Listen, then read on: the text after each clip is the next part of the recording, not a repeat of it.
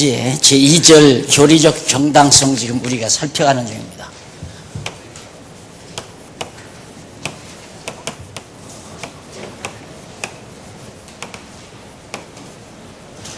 교리적 정당성 가운데 첫 번째가 바로 전적 무능력.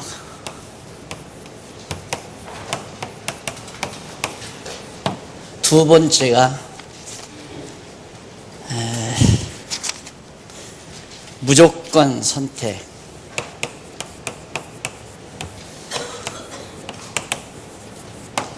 세 번째가 제한 속죄.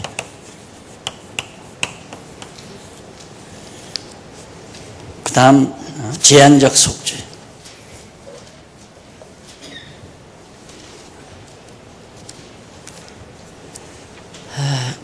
그 다음 네 번째가 불가항력 은총.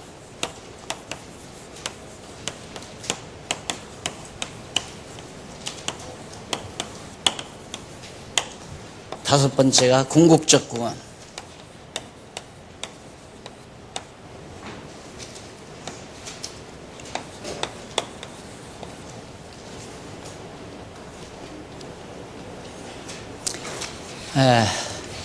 지난 시간 제가 무조건 선택까지는 말씀을 드린 것으로 알고 있습니다. 일반적으로 이제 그 교리하면 칼빈이 그 성경을 통해서 구사한 칼빈주의 교리, 칼빈 기독교 강요가 말하는 그 교리의 요약을 보면 이렇게 5개로 5대 교리로 그렇게 간략하게 요약이 됩니다. 인간은 전적으로 타락해서 무능력하다. 그렇기 때문에 하나님께서는 타락한 인간을 무조건적으로 아무런 조건 없이 선택하셨다. 그래서 그 선택된 자들의 죄만을 용서해 주신다. 속죄해 주셨다. 그렇기 때문에 하나님께서 주시는 은총은 인간이 거부하거나 수납하는 자유의지가 없다. 하나님이 주시면 받을 수밖에 없는 불강력적인 하나님의 은총이다. 따라서 인간의 구원은, 택한 백성들의 구원은 반드시 이루어지게 되어 있다. 이게 이제 칼빈이 주장한 기독교 강요의 요약교리라고 이렇게 정리가 가능합니다. 그래서 칼빈주의 5대 교리 하면 장로교 교리 5대 교리로 그렇게 이제 정리가 되죠. 자, 이렇게 주장하니까 여기에 반해서 나타나는 하나의 주장이 있었습니다. 그게 칼빈 이후에 알미니우스라고 하는 학자가 이거와 정반대의 말들을 내놓기 시작했어요. 전적 무능력이 아니라 부분 타락, 부분적으로 타락했기 때문에 전적으로 무능력한 건 아니다. 지난번에 말씀드린 대로 하나님께서 우리를 구원하시기 위해서 구원의 줄을 내려주시면 인간이 꼭 잡아야 된다. 그 구원의 줄을 잡아야 구원을 얻는다. 그렇기 때문에 인간이 전적으로 무능력한 건 아니다 라고 주장해서 바로 부분 타락. 그다음 무조건 선택이 아니라 조건 선택. 그 다음 제한 속죄가 아니라 무제한 속죄. 그 다음 불가항력 은총이 아니라 가항력 은총. 그 다음 마지막으로는 궁극적 구원이 아니라 구원의 불확실.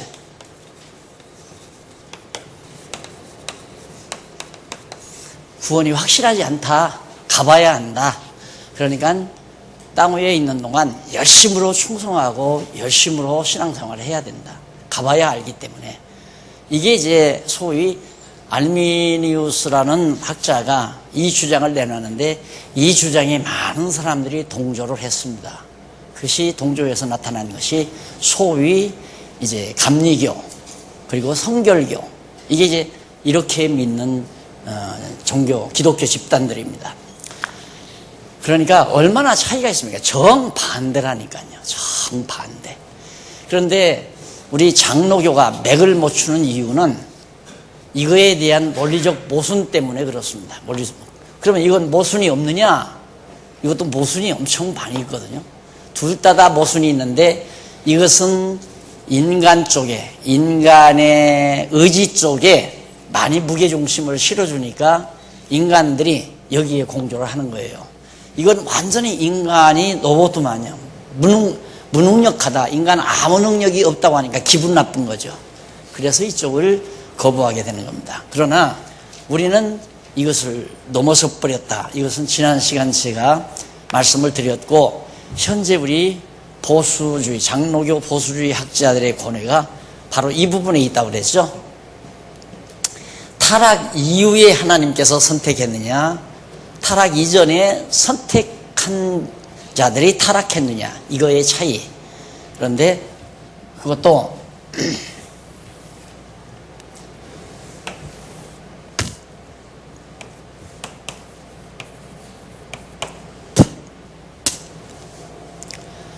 지금 이 교리는, 5대 교리, 장로교 교리는 일단 타락으로부터 출발해요. 이 이전은 언급을 못해요. 이 이전을 얘기를 못하니까 근원을 얘기를 못한 거죠. 근원을 얘기 못하니까 결국 결론을 바르게 도출해낼 수가 없다. 당연한 거 아니에요? 중간에서부터 시작을 하니까.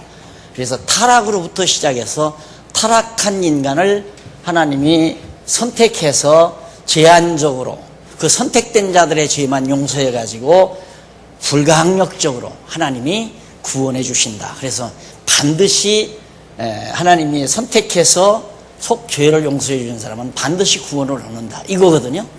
그러니까 중간에서부터 시작하니까 모든 문제들이 잡다한데 그걸 뚫고 나갈 수가 없다 이 말이에요. 그런데 이번에 이제 지난번 말씀드린 대로 우리는 타락 전 정도가 아니라 타락 이전, 전택설이죠. 그걸 가리켜서 타락 전에 선택했다라는 말을 전택설이라고 하고, 타락 이후에 선택했다라는 말을 후택설이라고 해요. 전택설, 후택설. 그러니까 오늘 대부분의 기독교는, 지금까지 내려온 기독교는 후택설입니다. 전부 다. 장로교나 감리교나 성결교나 할 것 없이 다 후택설이에요. 타락 이후에 선택한 거니까. 이것도 타락으로부터 출발하잖아요. 여기도 물론 부분 타락으로부터 시작하는 거예요. 그런데 타락할 때 완전히 타락했느냐, 전혀 선한 행위를 할 수 있는 조건이 없이 완전히 타락했느냐, 부분적으로 타락했느냐, 이건 부분적으로 타락했다는 얘기고, 여기는 완전히 타락했다는 얘기고, 부분적으로 타락했기 때문에 우리 인간들의 의리가 다 가미가 되는 거죠. 그래서 하나님께서는 조건을 붙인다. 조건을 모아서 선택한다. 그러니까 내가 잘하면 하나님이 선택해 준다 이거고, 여기서는 무제한 속죄다. 하나님께서 택한 조건적으로 선택받은 자들은 다 제한 없이 누구의 죄나 다 용서해 준다. 그리고 가항력 은총, 인간이 하나님이 은혜를 주어도 얼마든지 내가 거부할 수 있다. 그렇기 때문에 구원은 확실하지 않은 거다. 이렇게 이제 정리를 하는 거죠. 여기는 이제 완전 타락했으니까 이렇게 정리가 되는 거고. 그런데 이제 우리가 전택설 정도, 그러니까 후택설이 아니라 전부가 다 후택설을 얘기하는데, 지난번 고신파, 고려 신학 고신파라고 해서 이제 교단에서 나를 정죄했을 때, 이단이라고 정죄했을 때, 거기 조사단이 와서 나하고 얘기를, 이제 나한테 신문을 하는 거죠. 쉽게 말하면. 그때 나하고 자꾸 한마디 묻고 대답하고 한마디 묻고 대답하라고 그래요. 그래서 지금 목사님 뭐 하는 거예요? 내가 그러면서. 당신들은 후택설자다. 나는 전택설주의자요. 그랬어요.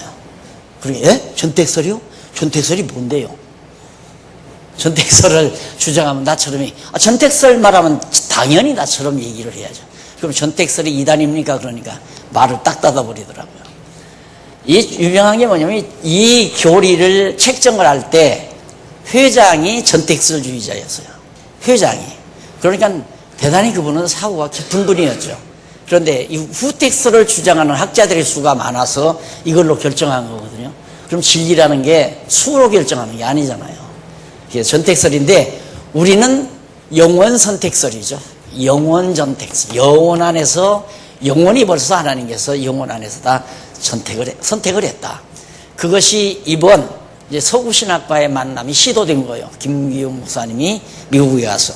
그래서 그 이론이, 우리가 펼치는 성경신학적 이론이 너무도 리얼하니까 학자들이 놀래가지고 상당히 관심을 갖게 된 아주 고무적인 그런 기회가 오늘 얼마 몇 주 전에 바로 우리에게 다가온 것입니다. 이게 이제 바로 이 부분이에요. 요 부분. 자, 그러면 오늘 제한속죄에 대해서 말씀을 드리는데, 제한속죄는 예수 그리스도께서 십자가에 못 박혀 죽으신 공로가 모든 인류에게 너나 할 것 없이 모든 만민에게 적용이 되느냐, 그렇지 않으면 선택된 자들의 죄만을 위해서 예수님이 속죄 제사를 드렸느냐, 두말할 것 없이 우리는 제한속죄거든요. 이미 하나님께서 구원하시기로 선택된 자들의 죄만을 예수님이 용서해 주었다, 그 말이에요. 그런데 이 사람들은 그게 아니라 예수님이 십자가에서 못 박혀 이제 죄를 용서해 주었는데, 문제는 뭐냐면 나라는 자가 받느냐 안 받느냐, 요 차이에 문제가 달려있다. 내가 받으면 구원 얻고, 예수님께서 내 죄를 용서해 준 그 은혜를 내가 거부하면, 여기 가학력 은총이라고 그랬잖아요. 하나님께서 주시는 은혜를, 예수님 피공으로 인해서 주신 은혜를 내가 받으면 구원을 얻지만 안 받으면 나는 구원 얻지 못한다. 아주 쉽잖아요. 그 말이 맞는 것 같고. 이렇게 되면 이제 가장 중요한 게 뭐냐면 하나님의 주권이 완전히 상실된다는 거죠. 그럼 하나님도 마음대로 못하는 거예요. 하나님도 당신 뜻대로 못하고 인간과 마음이 맞아야만이 어떤 일이 이루어진다. 그래서 이걸 신, 인, 합력이라고 그래요.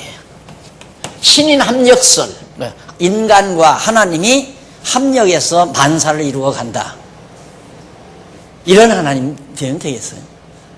이걸 정정당당하게 지금 대부분, 장로교도 지금 여기 시기예요, 쉽게 말하면. 장로교가 이걸 이제 매끄럽게 진행하지 못하기 때문에. 그래서, 지금 학자들이 고뇌가 바로 이런 부분입니다. 지금 여러분 문제 가지고 있는 이거. 근데 우리는 아주 간결하고 깔끔하게 다 정리되어 있잖아요. 그래서 우리가 정말, 자신한다고 그럴까요? 흥분에 차 있는 거예요. 우리는 이런 문제들을 다 정리했기 때문에 이걸 주장한 분들이 우리와 접촉받으면 우리 우군이 된다 이거죠. 우리 우군이. 그러면 이건 다 우리의 대적이 되는 거죠. 우리와 이제 이론적으로 반대가 되는 거예요. 그러니까 사실상 장로교는 감리교와 성결교와 교리적으로 투쟁을 해야 돼요. 당신들 틀렸다라고 하는데, 장로교가 주장하는 이 교리에 허점이 없어야 이 사람들을 공격하는데, 허점이 있으니까 공격을 못해요. 그래서 그러지 말고 우리 같이 살자. 그래서 장로교나 성결교나 감리교나 할 것 없이 그냥 목사님들이 그냥 허허허허 하면서 우리 그저 잘 의좋게 지내면서 적당히 가르치고 살자. 그래서 교회에서 신학을 안 가르치는 거예요. 왜 그러냐면 신학을 가르치면 사람들이 이게 안 풀어지니까 이게 머리가 혼미가 와가지고, 얼마 전에 그 총신에 수석으로 졸업한 학생이 하나 있었어요. 우리 강남로의 목사님 동생이었는데 수석으로 나오기가 쉽지 않잖아요. 근데 그 사람이 어느 마산에 있는 교회 부목으로 가서 몇 달 일하다가 때려치워버리고 인천에 가서 포장마차 하면서 막걸리 팔고 포장마차 하면서 아무것도 아니다 이거죠. 신학에서 가르치는 이 말도 되지 아니하는 전혀 해답이 없는 말들을 짓거리며 가르치니까 이 사람이 이제 외증이 생긴 거예요. 난 목사 안 한다. 이런 것 가지고는 내가 목사 못 하겠다 이거예요. 그러니까 반대로 포장마차 시작하고 막걸리 팔고 포장마차에서 책 그 수천 권을 갖다 그냥 다 남수어버리고. 그러니까 이걸 공부하면 다 불신자가 돼요. 그러니까 말이 있어요. 처음에 신학교에 들을 때는 다 거룩한 목사가 돼서 들어온대요. 그러니까 보면 알아요. 저거 신입생인지 아니면 2학년생인지 3학년생인지 그거 알아요. 여기서 성경찬송 이렇게 끼고 다니면 그건 신입생이에요. 반드시. 그리고 이제 이렇게 들고 다니면 이렇게 들고 다니면 이제 2학년생이고, 이렇게 들고 다니면 이건 3학년생이에요. 아무것도 아니다, 이거예요. 그래도 배운 게 그거기 때문에 이런 얘기는 교회에서 안 해요. 왜? 손해나니까. 그러니까 무조건 충성하십시오. 봉사하십시오. 뭐 잘해야 하나님이 축복합니다. 여러분들이 사업이 안 되는 건 하나님의 뜻대로 못 살아서입니다. 이런 식으로 계속해서 성도들에게 쪼아대면 성도들은 쇠뇌가 되잖아요. 세상 살다 보면 안 되는 일도 있고 잘 되는 일도 있잖아요. 그러니까 이게 쇠뇌가 되면 어떤 현상이 나타나느냐면, 잘 될 때는 내가 하나님 앞에 새벽 기도도 잘하고 11조도 잘하고 충성했더니만 참 하나님께서 축복해서 잘 된다, 그렇게 믿고 감사를 드려요. 안 되면 반대예요. 안 되면 하나님께 내가 충성치 못해가지고 불충해서 하나님이 나에게 노여워하셨구나, 그러니까 더 열심히 하는 거예요. 그러니까 한번 쇠뇌만 시키면 이래도 잘 돼도 열심이고 못 돼도 열심이고, 심리적으로 그렇게 되기 때문에 그것이 영국 심리학자가 말한 하나의 심리요법이에요. 그 심리요법에 의해서 목회를 한다, 그 말이에요. 우리는 그게 아니고 성경 진리에 의해서 우리가 깨닫고 믿고 살아가는 삶. 그래서 성경을 정나라하게, 신학도 정나라하게 다 가르치잖아요. 못 가르칠 게 없어요. 우리는 전부가 다. 지금 신학부에서 신학 이런 거 공부하고 있잖아요. 이런 거. 근데 우리 연구부에서는 이미 배운 거지만은 한 번 더 기억나게 하는 의미에서 지금 설명해 드리는 거지만, 이거 가지고 힘이 나겠어요? 안 나죠? 해답이 없는데 이 사람들이 질문하면 대답을 못해요. 또 이 사람들이 여기를 질문하면 대답을 못해요. 그래도 이것은 왜 좋으냐? 목사님들이 목회하기가 좋아요. 이것은 가봐야 한다, 천국. 그따구로 해가지고 천국 가겠는가? 이런 얘기를 하는 거죠. 당신 그렇게 불충하면 하나님이 천국 보내겠는가 말이에요. 이게 이제 이 사람들이 말하는 이론책이거든요. 이것이 훨씬 목회하는 데는 유리하고, 이것은 잘못하면 태만을 불러일으킨다. 이미 구원은 틀림없이 간다 그러면 누가 열심히 내겠어요? 누가 돈 내고 누가 연보하고 안 낼 것 같죠? 그러니까 이건 목회에 도움이 안 된다 이거예요. 그래서 대부분 이건 채택을 안 하고, 이걸 채택하는 이유가 성도들을 쇠뇌시켜서 교회에 충성하게 만드는 방법으로는 이게 훨씬 낫다. 무섭죠, 여러분? 근데 우리가 그것에 포로가 돼서 사는 거예요. 많은 성도들이, 허다한 성도들이. 한번 가서 다른 열심히 있는 성도들 물어보세요. 전부 이런 식의 대답을 하지. 이거 얘기하면 에이, 그런 하나님이 어디 있어? 이렇게 얘기하고 만나요. 그러나 하나님께서는 만세전에 모든 걸 다 작정해 놓으시고 그 뜻대로 섭리를 이끌어 간다고 그랬죠. 자, 천하만마가 하나님께로부터 나와서 하나님으로 말미암고, 하나님께로부터 나와서 하나님으로 말미암고 하나님께로 돌아간다. 이것이 우리의 우주관, 세계관이라고 그랬죠. 이거 우리의 세계관이에요. 그러니까 당연히 하나님께로부터 나온 것, 하나님의 뜻에 의해서 다 존재하고 운행되고, 그리고 마지막 판에 또 하나님께로 다 돌아가 버리고, 이런 대원칙하에서 우리가 정리가 된다면 교리적으로 당연히 예정론은 정당하다, 그런 얘기예요. 그것이 바로 지금 우리가 교리적 정당성에 대해서 말하는 중요한 과제들입니다. 자, 그 다음에 이제 제한속죄, 이제 선택된 자들의 죄만을 예수님이 위해서 속죄제사를 드리셨다. 한 번 영원한 속죄를 드리셨기 때문에 한 번 속죄받으면 영원히 속죄되는 거예요.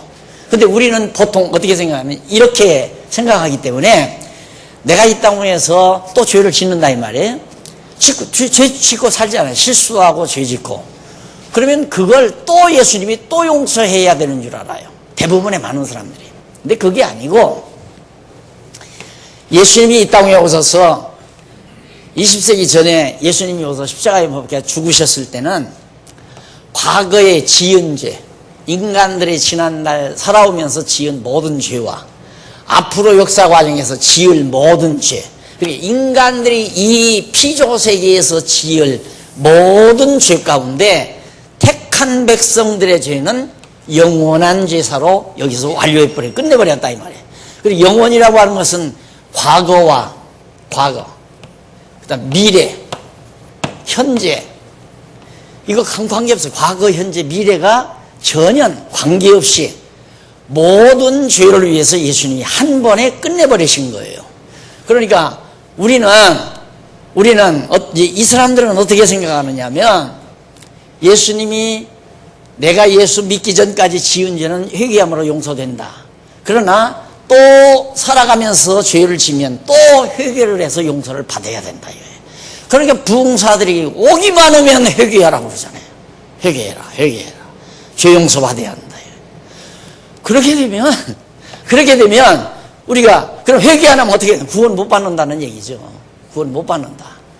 그거 아니고, 우리가 이제 하나님께서 우리가 예수 믿고 예를 들어 범죄하며 계속 한다 이거예요. 그럼 그 범죄 속에서 범죄하며 살지 아니하고 하나님의 자녀로 거룩한 삶을 살아가도록 성령께서 인도하기 위해서는 거룩하게 사는 삶을 살지 못하도록 차단을 해요. 막는다 이 말입니다. 한 예를 들면 술을 곤죽처럼 먹고 산다 이거예요. 술을. 그럼 술 먹고 실수하고 많이 그러잖아요. 그러면 하나님이 술 먹은 죄 때문에 그에게 벌을 내리는 게 아니라 술 먹고 곤죽이 돼서 사는 그런 삶을 청산하고 점점 깨끗하게 살아갈 수 있도록 하기 위해서는 술을 안 먹게 해야 할 거 아니에요. 그럼 술을 안 먹게 하면 위가 뜨끔뜨끔해서 병원에 갔다 이 말이에요. 그러니까 의사가 깜짝 놀라요. 술 먹으면 안 돼요. 죽습니다. 술 먹으면 죽습니다. 그 다음부터 술을 안 먹잖아요. 그런 것들이 하나님께서 술을 안 먹도록 차단하는 방법이라 이 말이죠.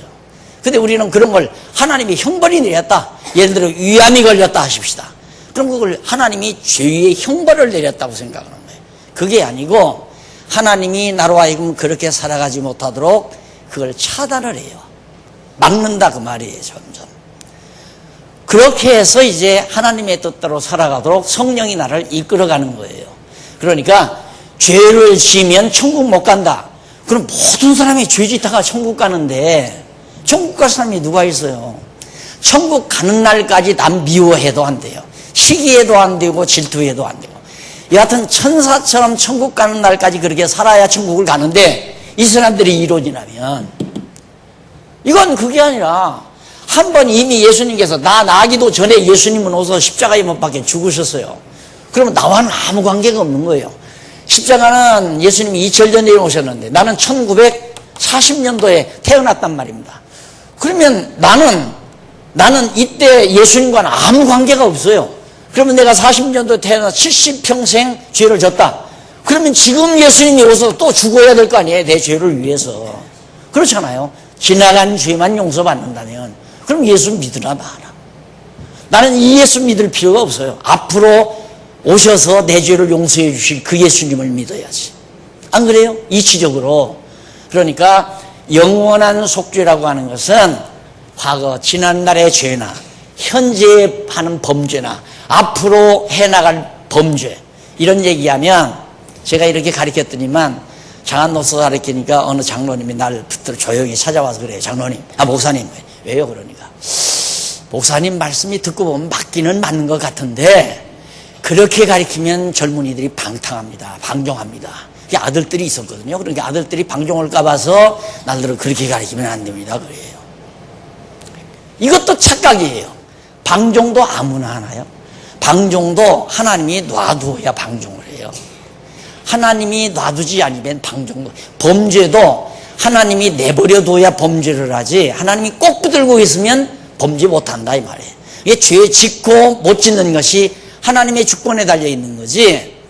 그러니까 예를 들면 탕자가 아버지가 안 내보냈으면 가서 방탕한 생활을 안 했을 거 아니에요. 아버지가 내보내잖아요. 아버지가 놔주면 방탕한 생활을 하지만 아버지가 붙잡으면 방탕한 생활을 못하는 거죠.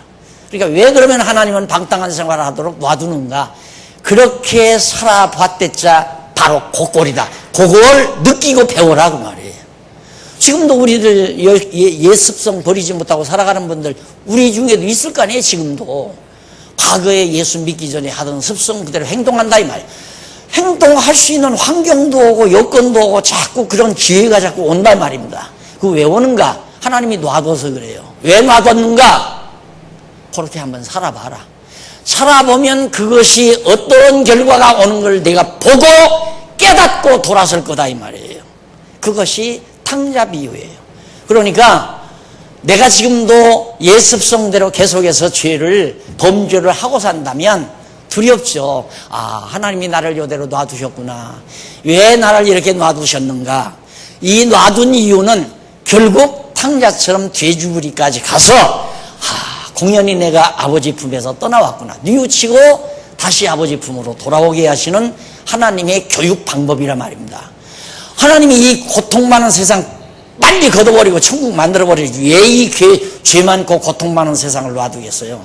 여기가 우리가 하나님의 뜻을 배우는 귀한 교육 장소예요. 그러니까 우리들이 예습성대로 지금 고치지 못하고 예수 믿고 거듭나고 중생한 자로서 정말 그렇게 살아가지 못하고 옛날 습성대로 자꾸 구습에서 벗어나지 못하고 살아간다. 그래도 구원은 데는 걱정하지 마십시오. 천국 가는 데는 전혀 지장이 없어요. 그러나 이 땅에 사는 동안 반드시 그 과정을 통해서 크게 깨닫는 때가 올 거예요. 그 깨달을 때는 엄청 기쁘고 즐겁고 하나님의 사랑을 더 풍성하게 받을 수 있는 기회가 된다. 탕자가 돼지우리까지 갔다 오니까 아버지가 더 사랑하잖아요. 그러니까 죄 짓고 안 짓고 하는 문제, 그것 때문에 이런 식으로 말한다고 하는 것은 모든 요원들을 전부 올무 만들어서 끼워놓은 거라 이 말이에요. 그래서 부자유스럽죠. 이건 완전히 진리 안에서 자유함이 있는 거예요. 자, 그러면 제한속죄는 그렇게 됐고요. 그렇다면 하나님이 주시는 은혜는 불가항력 아니겠어요? 하나님이 이렇게 은혜를 주시는데 뭐 내가 받는다 안 받는다 할 수가 없어요. 그냥 받아줄 수밖에 없어요. 이게 불가항력적이다. 그런데 요즘 보세요. 이런 교리가 있기 때문에 여러분 은혜 받으시라. 이게 부흥이 열렸습니다. 은혜 받으러 다 오십시오. 기도 열심히 하고 금식하고 막 처리하면서 기도하면 은혜가 풍성히 내립니다. 이게 다 감언이설이에요, 여러분. 그게 전부 감언이설이라 이 말이에요. 근데 성도들은 다 거기에 놀아난다 이거예요. 밥 굶고 금식하고 막 열심히 막 은혜 달라고 고함을 지르고 펄펄 뛰면서 땀을 뻘뻘 흘리면서 막 기도한다고 난리를 치고 그러면 은혜가 내리는 거죠. 근데 그건 은혜가 내리는 게 아니라 감정 충만이 내린 거죠. 감정 충만. 막 소리 지르니까 감정이 막 풍성해져 가지고 열이 펄펄 나잖아요. 그게 성령의 불이 내렸다는 얘기야. 그렇게 해서 이거 제가 20대 초반에 다 경험한 얘기예요. 20대 초반에 소위 그때 한참 막 박태선이 난리치고 나훈봉 씨 난리치고 할 때 그때 나는 이런 것에 대한 연구가 다 저 완전히 인간을 가지고 논다. 사람들을 가지고 논다 이 말이에요. 그러니까 여러분 우리가 모르면 다 당합니다. 그래서 제가 이 성경 가리키기 시작한 이유도 사람들이 너무 많이 쏘으니까 지금 쏘는 거 봐도 쏘는 줄을 몰라요. 아니 하나님 앞에 바치라고 해놓은 돈들을 잔뜩 싸가지고 그걸 마누라 앞으로 자식 앞으로 동생 앞으로 다 그렇게 해놔서도 그 속은 줄을 모른다니까. 그 당연한 걸로 안다 이거예요. 그러니까 요즘은 이제 세습을 못 시킨다 해가지고 이제 교계에서 그런 운동이 벌어지니까 무슨 방법을 쓰느냐면 어느 큰 교회는 예배당 건물만 딱 놔두고 나머지 모든 부대, 모든 교회 재산을 전부 묶어서 그건 자기가 다른 주의 일을 하겠다고 가지고 나가는 그런 방법으로 지금 흘러간다. 지금 몇 개 교회가, 큰 몇 개 교회가 1, 2년 후에는 은퇴할 교회 몇 개 교회가 지금 벌써 그 장난을 하고 있다. 그럼 다 속는 건데 그게. 그런데도 성도들은 속는 줄을 모른다 그 말이야. 이미 쇠뇌가 됐기 때문에. 그래서 성도들이 모르면 전부 다 당하고 속임을 당하고 고생하고 늘 불안하고. 자, 이렇게 하면 얼마나 불안하겠어요. 자기가 아직도 옛 구습에 쩌들려서 어떤 잘못을 실수를 저질렀다고 말해. 그럼 기가 꺾여요. 나 같은 것이. 야, 이게 나 같은 게 무슨 집사냐. 나 같은 게 무슨 권사냐. 나 같은 게 무슨 장로냐. 이래가지고 기가 팍 꺾이잖아요. 그런데 사실은 이제 이런 경우는 우리가 예수를 믿고 이미 구원받은 하나님의 택한 백성으로서 정말 믿음이 생겼는데 아직도 옛 구습이 그냥 남아서 저질러진다 이 말이에요. 그럴 때마다 자기가 이제 또 반성하는 거죠. 이거 예수님은 내가 이렇기 때문에 예수님이 십자가에 못 박혀 죽으셨구나. 이것을 항상 생각하게 되면 그 다음에 그런 생각이 자기를 한 번, 두 번 자제를 시키게 된다 이 말입니다. 그래서 점점 거룩한 생활, 하나님의 백성으로서 아름다운 생활 쪽으로 방향이 옮겨가는, 그게 성령께서 역사하는 거예요. 그것이 깨닫게 하는, 성령께서 깨닫게 하는 거. 그래서 사도 바울도 처음에는 고민을 해요. 오라 나는 곤고한 사람이로다. 이 사망의 몸에서 누가 나를 건져내랴. 선을 행하고자 하는 마음속에 자꾸 악이 침투해 오니까 바울이 괴로웠다 이 말이에요. 그런데 나중에는 바울이 뭐라고 하냐면 죄 많은 곳에 참 은혜가 많더라 그 말이에요. 그러니까 탕자가 아버지 집에 딱 돌아와가지고 아버지가 너무너무 잘해주니까 너무 황송감사한 거예요. 왜? 자기 한 일 때문에. 그래서 탕자는 죄를 많이 졌다고 탕자는 느끼기 때문에 아버지의 사랑이 더 뜨겁게 다가오고, 큰아들은 나는 아버지한테 별로 지은 죄가 없다고 생각하기 때문에 아버지에게 불만이 생기고, 그렇게 달라지잖아요. 그러면 여러분 누구 모습대로 살고 싶어요? 아버지 사랑을 크게 느끼며 살고 싶잖아요. 막 감동하면서 큰아들처럼 불쑥 불만하면서 그렇게 살고 싶은 사람이 누가 있어요? 그러니까 나는 죄가 하나도 없다, 나는 정말 죄 없이 내가 살았다, 그 사람이 제일 불쌍한 사람이에요. 따지고 보면 감동이 없어. 그리고 교회에서 잘난 척만 하려고 그러고, 나만큼만 믿어라, 내 신앙만큼만 받아라, 이런 식으로 자기를 과시하니까 불행한 사람이에요. 그러나 우리가 어느 한때 범죄 안 하고 살 때가 어디 있어요? 다 시기하고 질투하고 미워하고 욕심부리고, 이거 다 죄악이거든요. 우리는 칼 들고 남을 죽이고 은행을 털고 이런 것만 죄라고 생각하지, 내 마음속에 어두운 생각은 전혀 죄라고 안 하거든. 그러니까 그런 사람에게는 감동이 없어요. 그러나 자기가 항상 자기 안에서 하나님의 뜻대로 살지 못하는, 또한 자기 안에서 부정적인 생각이 자꾸 돌아오는 것을 생각할 때마다 내가 이렇게 더럽고 추악한데도 하나님은 나를 버리지 않고 사랑하셨다. 여기에서 이제 감사가 넘치고 은혜가 넘치게 되고, 그래서 이제 기쁨이 있게 되고 감사가 있게 되고, 그것이 곧 하나님께 대한 예배로 드려지게 되고요. 그래서 그거 걱정할 거 없어요. 여러분 설령 아직도 옛구습에 매였다 할지라도 걱정은 하지 말고 도리어 나 같은 걸 그래 하나님이 왜 사랑하나?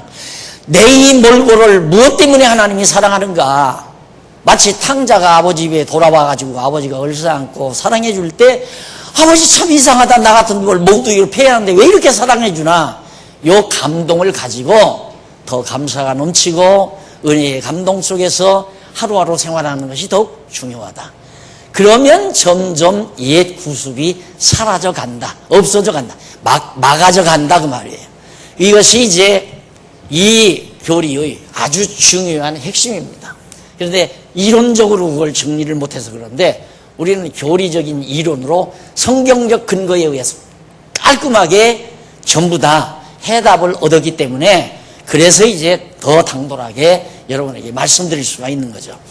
자, 그 다음 이제 여기 강력 은총, 절대 하나님이 주시는 은혜를 우리는 거부할 수가 없다. 따라서 우리의 구원은 불확실한 것이 아니라 궁극적으로 반드시 우리는 구원을 얻는다, 그런 얘기죠.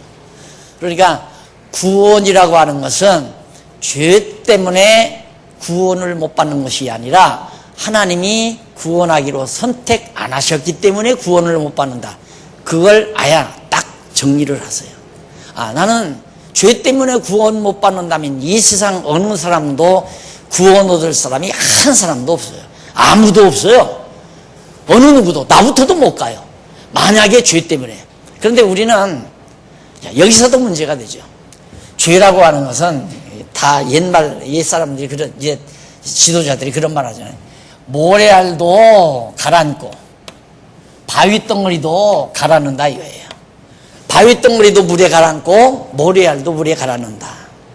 죄라고 하는 건 크고 작은 죄가 없어요. 크고 작은 죄는 죄지.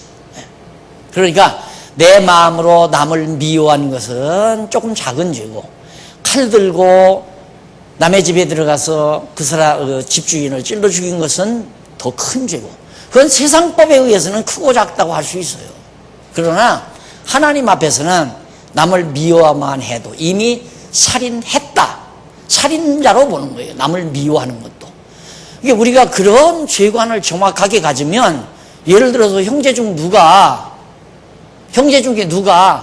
정말 어렵고 가난하니까 힘드니까, 예를 들어서 여기 오신 성도님의 가방을 뒤져서 10만 원을 가져갔다. 그게 들통이 났다 이거예요. 그럼 우리는 그 사람에게 다 손가락질을 한다. 저 나쁜 놈. 아, 야, 저 아주 나쁜 놈이야, 저거. 아니에요. 하나님은 마음에 욕심 품고 있는 것도 똑같은 죄로 봐요. 욕심이 잉태하면 죄를 낳는 거예요. 욕심 없는 사람이 누가 있어요? 다 욕심을 가지고 있지. 그러니까 남 손가락질하면 안 된다 이 말이에요. 다만 그 사람은 마음에 있는 죄가 밖으로 드러났을 뿐이지, 나는 마음의 죄를 드러내지 않은 것뿐이에요. 남의 가방 뒤져서 10만 원 안 가져간 것뿐이지 속에는 욕심이 가득하다 그 말이에요. 그러니까 그런 죄관을 가지면 누가 누구를 정죄하거나 누가 누구를 험담할 수는 절대 없는 거다. 그렇기 때문에 우리가 용서하는 거예요, 서로. 맞아, 나도 당신과 같은 죄를 나도 있어. 그러니까 서로 죄가 있으니까 서로 죄를 용서하라고 그랬잖아요. 얼마나 70번씩 7번씩 70번이라도 용서해요. 완전히 그냥 용서하라 그 말이에요. 얼마쯤 용서하다 그 다음은 용서 못하겠다 그러지 말고 끝까지 용서하라 이 말이에요. 끝까지. 이것이 그리스도 안에서 사는 우리들의 마음이 되어야 되고, 그런 심정으로 살아가기 때문에 우리는 어느 누구도 죄인이 아닌 사람이 없다. 그러나 불가항력적인 하나님의 은총에 의해서, 그 은총은 제한적으로 선택받은 우리의 죄를 예수님이 오셔서 다 십자가에 못 박아 단번에, 단 한 번으로 영원한 제사를 드려서 다 깨끗이 정리해 버리셨기 때문에, 이미 죄는 지금 내가 범한다 할지라도 그 죄도 예수님이 다 이미 청산을 했다. 근데 예수님은 청산을 했는데 우리가 서로 정죄하고 살면 되겠느냐고 말이에요. 그래서 서로가 분명하게 자기 죄를 인정만 하면 용서하라는 거죠. 참 70번씩 7번이라도 용서해라. 그러니까 예를 들면 우리 앞으로 교회도 그렇습니다. 교회 안에 누가 범죄를 했다.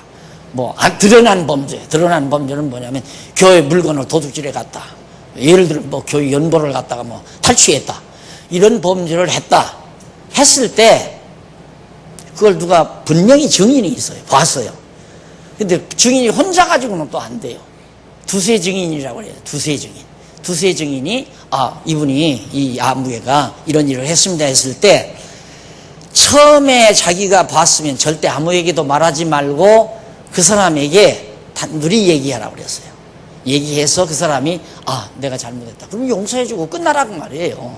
그걸 이게 떠버리지 말고. 근데 분명히 증인이 있는데도 부정을 해요.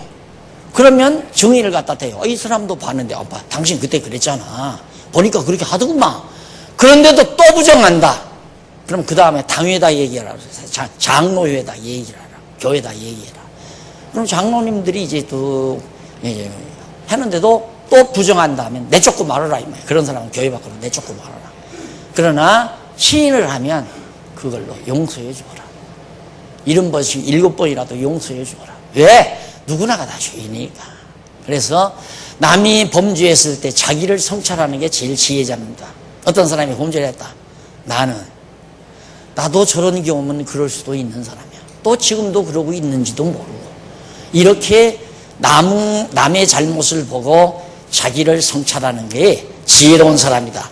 이렇게 해서 살아가는 것이 우리 용서받은, 영원한 속죄를 통해서 용서받은 우리 그리스도인들의 삶의 자태지, 우리가 남의 심판자가 되고 남을 편들하고 남의 재판장이 되고 이것은 하나님께서 원하시는 삶이 아니라는 거. 그래서 교리적으로 우리는 이 예정론이 얼마나 정당한 교리인가를 지금 이 5대 교리를 통해서도 우리는 확인을 했다. 그렇죠? 확인됐죠. 그래서 다음 시간에는 시간이 어떻게 됐습니까? 거의 됐나요? 거의 됐어요? 아니에요? 다음 시간에는 우리 아니에요.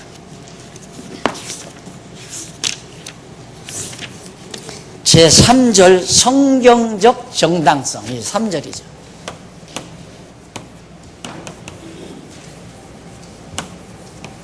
정당성.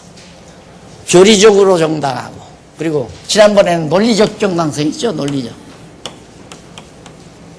그러니까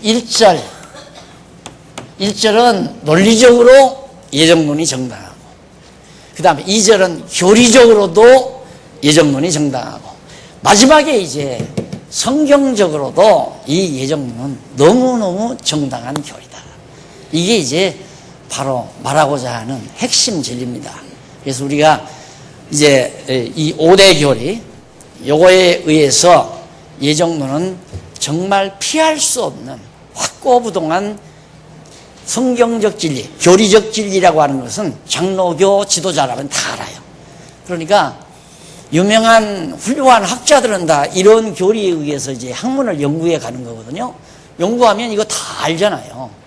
다니까 하나하나 질문에 들어가면 여기에서 대답을 못한다 이 말이에요. 저는 전적으로 무능력하다, 인간은 전적으로 무능력하다, 이걸 교리를 주장하면, 그렇다면 전적으로 무능력하면 인간이 어떻게 죄를 짓습니까? 죄 짓는 데는 능력이 있다. 그래. 아니, 죄 짓는데 어떻게 능력이 있어요? 죄 짓는 능력이 어떻게 있느냐 이 말입니다. 죄 지을 수 있는 능력도 없어야 되잖아요. 전적 능력이 없다면. 그러면 죄는 어떻게 짓느냐? 우리 같으면 하나님이 죄 짓도록 놔주어서, 성경에 있잖아요. 하나님이 죄 아래 가두어서 죄 짓게 하신다 이 말입니다. 하나님. 그게 성경대로 그렇게 얘기를 해가면 간단한 그걸 못하는 거예요. 그걸. 성경에 있는데도 그 말을 못해요. 그러면 죄의 책임은 누가 져야 되느냐? 하나님이 져야지 않느냐? 하나님이 죄 짓게 해서 죄를 졌으니까. 이렇게 나오니까 그럼 죄의 책임 문제가 나오는 거예요. 이 책에 이제 마지막 부분에 그 부분이 나와요. 그러니까 여러분, 신학이 어려운 게 아닙니다. 이것만 여러분들이 잘 하시면, 저 학자가 지금 이거에 근거해서 지금 얘기를 하는구나. 그럼 요 근거에, 이거에 대한 내용의 핵심을 딱 짚어서 질문을 하면 대답을 또 못하는 거예요. 대답을. 그러면 지옥 가는 사람이 예수님이 죄를 용서 안 해줘서 지옥을 가는 건데, 그러면 그런 법이 어디가 있느냐? 어떻게 공평하지를 못하지 않냐? 하나님은 불공평하지 않냐? 어떻게 어떤 사람의 죄는 용서하고 어떤 사람의 죄는 용서 안 해줘야 되느냐? 하나님은 불공평한 하나님이 아니다. 공의의 하나님이지. 이러면 이제 대답을 또 못하는 거예요. 그래서 정말 그러네.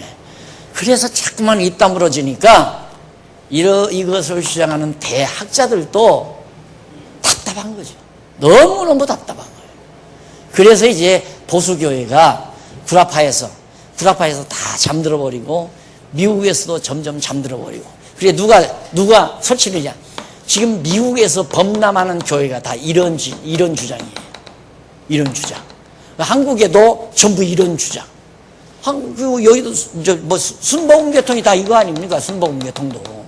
감리교도 그렇고, 성결교도 그렇고, 장로교도 이렇게 해야 돼요. 장로교도. 간판만 장로교지 이렇게 안 하는 장로교가 어디 있어요? 여러분 교회 오래 다녀보셨지만 예정론 가르치는데 봤어요? 안 가르쳐요. 이거 가르치면 도리어 손해란 말입니다. 새벽기도 잘 나오던 사람도 안 나와버려요. 예정론 가르쳐 놓으면. 아니 다 구원 얻을 사람 정해졌다는데 열심히 내면 뭐하냐? 그게 거기서 이제 답변을 못하는 거예요. 제가 대치동에 있을 때 한 목사님들 거의 한 7, 80명이 공부를 하러 다녔어요. 나는 그때 뒤집어지는 줄 알았어요. 야, 이렇게 목사님들이 이제 공부를 하면 이 한국교회 뒤집어지겠다. 그때 한번 기대를 가져봤었어요. 와, 정말 자꾸 목사님들이 모아드는데, 근데 마지막 점점 이제 몇 달 가리켜서 창세기 지나고 출애굽기 신명이 이렇게 쭉 나가는데, 한 주일마다 매주일마다 한두 명씩 떨어져 나가요. 그러면 나중에는 한 20명밖에 안 남더라고요. 여론이 뭐냐면 성경적으로 맞기는 맞은데 목회는 저렇게 해서는 안 되겠다 이거예요. 그만 아니에요? 성경적으로 이게 맞기는 맞은데 목회는 이렇게 하면 안 되겠다 그 말이에요. 이렇게 해야지. 그러니까 배우면 배울수록 괴로운 거예요. 배우면 배울수록. 그래서 이제 앞으로 이제 생각은 그렇습니다. 어쨌든 우리 이제 성경신학이 이제 서구학자들과의 미팅이 이루어졌으니까 이거에 의해서 서로 미팅이 이루어졌는데 우리 성경신학 이론을 들어보니까 이게 이제 해답이 다 있을 거거든요. 그렇게 와 새롭다. 정말 처음이다. 정말 놀랍다. 그 학자들이 대단한 학자들이 그런 말 쉽게 하겠습니까? 성경신학 구조 한 15분 딱 들어보더니만 그렇게 얘기를 해서 이제 미팅이 이루어진 거 아니에요. 지금 자주 이메일이 오고 가고 이제 그렇게 할 겁니다. 교제가 이루어지고. 예, 내가 늘 말하지만 기존의 이 보수주의 학자들이라는 건 옛날 고리타분하게 지금 이들을 향해서 공격을 해야 돼요. 이들이 다 세속주의로 빠지고 자연주의로 다 빠지는 사람들이란 말입니다. 이렇게 나가는 사람들. 이보다 더 극단적인 사람은 자연주의로 다 빠지고. 이게 이제 대적인데 그 학자들이 다 이들을 공격하고 이들과의 싸움에서 이기고 싶지만은 무기가 형편없으니까 못 이기는 거란 말입니다. 지금까지는 활을 쏘아서 전쟁을 해서 이렇게 활. 그리고 대창 가지고 전쟁하고. 예. 그런데 지금 미사일을 만난 거죠. 미사일을. 그래서 저들이 이 신무기 미사일을 함께 공유만 하면 우리 우방이 되리라는 확신을 해요. 우방이 된다. 확실히 우리의 우방이 된다. 그 사람들은 이미 바탕이 다 돼 있는 사람이에요. 그냥 중심뼈대만 쫙 전해줘 버리면 그냥 간단하게 다 무기 조작 다 할 수 있는 분들이란 말입니다. 그렇게 되면 이제 할 일은 많아지죠. 할 일은 많아지는데 내가 한국교회 목사님들을 한번 생각을 해봤어요. 그때 실패는 아니죠. 다 돌아가 버렸는데 그때 다 돌아간 목사님들은 이미 다 이제 나처럼 나이가 많이 들어갔을 거고 이제 신진 세력들 이 사람들은 상당히 고민이 많거든요. 이런 문제에 대해서. 그래서 앞으로 단기 수련이 가능하지 않겠나. 그래서 이제 목사님들 또 장로님들 또 권사님들 팀별로 계속해서 이제 한국에서 이제 그러니까 서구 신학과의 이제 미팅이 이루어지고 그들과 호흡이 맞아떨어질 때 이게 역수입될 거 아니에요. 성경신학이 한국으로 역수입된다 이 말이죠. 그렇게 되면 그런 좋은 날이 반드시 우리 이곳에서 이루어진다는 확신을 제가 가지고 있고 그렇게 되질 겁니다. 반드시 되질 겁니다. 그렇게 해서 우리들이 지금까지 주장해온 이 예정론 논리적으로 성경적으로 교리적으로 빈틈없는 진리라는 것을 재확인하면서 다음 시간 우리가 이제 성경적 정당성에 대해서 다시 한번 확인해 보면 아하 예정론은 틀림없는 진리다라는 사실을 우리가 함께 공감할 수 있으리라고 생각합니다. 오늘 강의 여기까지 말씀을 드리고요. 기도하십시다. 전능하신 하나님 아버지 은혜를 감사드립니다. 우리에게 이 귀한 알진 보화를 허락해 주신 하나님 아버지요.